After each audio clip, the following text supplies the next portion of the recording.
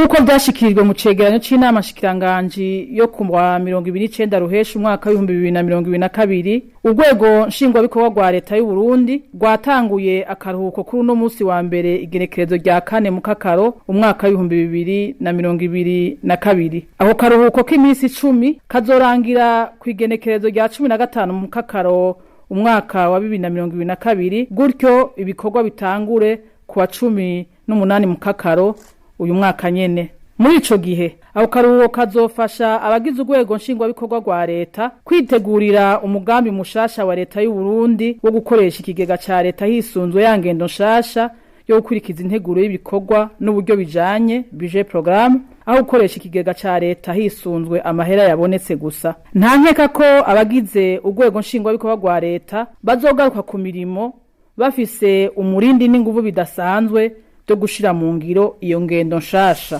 Nyiri cubahiro umukuru w'igihugu nawe muri aho karuhuko azoba ari karagendera bene gihugu yirabira we nyene ubwiwe ko bari ku kivi cyo kwiteza imbere, asuzuma kandi atorera inyishu ibibazo baba bafise baba bamutuye. Aha babura amatari bagasaba guterera mu gutanga inyishu yavyo kubiberekeye, ivyo batazoba bashoboye navyo bizotererwa inyishu n'inzego zibakurira. Nyiri cubahiro umukuru w'igihugu akaba yipfurije akaruhuko keza abagize urwego nshingwabikorwa rwa leta y'u Burundi, aho bifuriza kugira amagara meza, kuroranirwa mu ngo zabo no mu mabanga y'igihugu basanzwe bajejwe. Murakoze.